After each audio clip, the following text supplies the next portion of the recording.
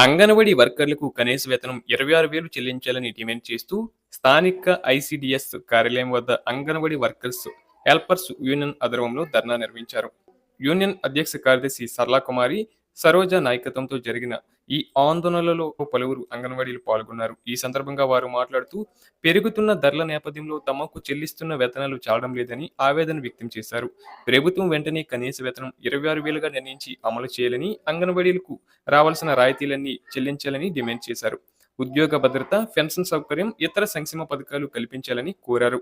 Gratuity, mini వర్కర్లను main వర్కర్లుగా మార్చి ప్రమోషన్లు ఇవ్వాలని, ఐసీడీఎఫ్ను బలోపేతం చేయాలని కోరారు.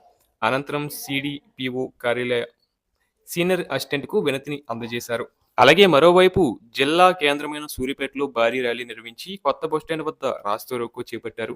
ఈ సందర్భంగా బీఆర్టీయూ జిల్లా అధ్యక్షుడు వెంపటి గురూజీ, ఏఐటీయూసీ రాష్ట్ర కార్యదర్శి మేకల శ్రీనివాస్ మాట్లాడుతూ కాంగ్రెస్ ప్రభుత్వం ఎన్నికల మేనిఫెస్టోలో పెట్టిన విధంగా ఆశాలకు కనీస వేతనం 18,000 చెల్లించాలన్నారు. గత బీఆర్ఎస్ ప్రభుత్వం విడతల వారీగా ఆశా కార్యకర్తల వేతనం పెంచిందని, ప్రస్తుత ప్రభుత్వం ఈ 2.5 ఏళ్లలో ఒక్క రూపాయి కూడా పెంచలేదన్నారు.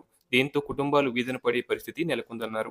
ప్రభుత్వం వెంటనే స్పందించి ఆశా కార్యకర్తలకు నెలకు 18,000 వేతనంతో పాటు ఉద్యోగ భద్రత కల్పించాలన్నారు. అలాగే మట్టి ఖర్చులకు 50,000 అందించి ఏఎన్సీ టార్గెట్లు ఎత్తివేయాలని, జాబ్ చార్ట్లో లేని పనులు చెప్పవద్దని, పెండింగ్ వేతనాలు చెల్లించాలని, హెల్త్ కార్డు, పెన్షన్, ఇన్సూరెన్స్ సౌకర్యం కల్పించి ప్రసూతి సెలవులు మంజూరు చేయాలన్నారు. చనిపోయిన ఆశా కార్యకర్తల కుటుంబాల్లో ఒకరికి ఉద్యోగం ఇవ్వాలని, ఏఎన్ఎం ట్రైనింగ్ పూర్తి చేసుకున్న ఆశా కార్యకర్తలకు పదోన్నతులు కల్పించాలని డిమాండ్ చేశారు.